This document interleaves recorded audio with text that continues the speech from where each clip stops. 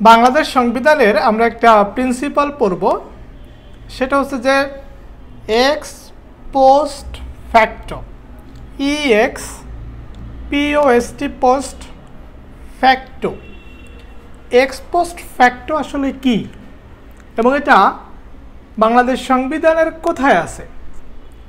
আমি আপনাদের সাথে আছি মিঠুন সাহা, এলএলবি এলএলএম, ঢাকা বিশ্ববিদ্যালয়। আর এই চ্যানেলটি হচ্ছে বার কাউন্সিল জুডিশিয়ারি প্রস্তুতির জন্য, একাডেমিক সিলেবাস কমপ্লিট করার জন্য। সো যারা নতুন আছেন তারা অবশ্যই সাবস্ক্রাইব করে রাখবেন। তো আমরা চলে যাচ্ছি আমাদের পড়ায়। মনে করেন আপনি একটা অপরাধ করছেন,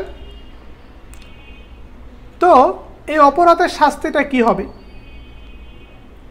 এবং এই অপরাধের শাস্তিটা কিভাবে দেওয়া হবে, এটার সাথে আমাদের জড়িত হচ্ছে এই প্রিন্সিপালটি। আমরা যে প্রিন্সিপালটি পড়তেছি,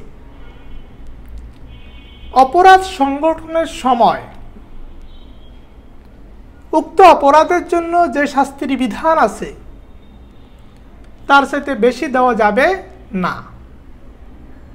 অর্থাৎ হচ্ছে মনে করেন যে আমি চুরি করছি, চুরির জন্য আমার শাস্তি আছে 3 বছর।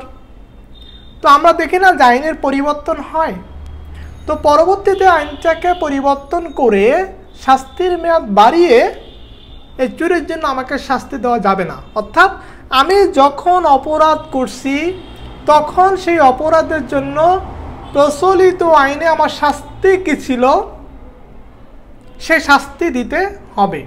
পরবর্তীতে উক্ত আইন সংশোধন করে বা শাস্তির পরিমাণ বাড়িয়ে আমাকে শাস্তি দেওয়া যাবে না। এই যে না, শাস্তির পরিমাণ বাড়িয়ে যে শাস্তি দেওয়া যাবে না, বা অপরাধ সংগঠনের সময় যে পরিমাণ শাস্তির বিধান আছে উক্ত অপরাধের জন্য আমাকে সেই পরিমাণ শাস্তি দিতে হবে, এটা মূলত হচ্ছে এক্স পোস্ট ফ্যাক্টো। এবং এটা আমাদের সংবিধানের বলা আছে 35-1 অনুচ্ছেদে। ভালো থাকুন সবাই, আশা করি সবাই বুঝতে পারছেন।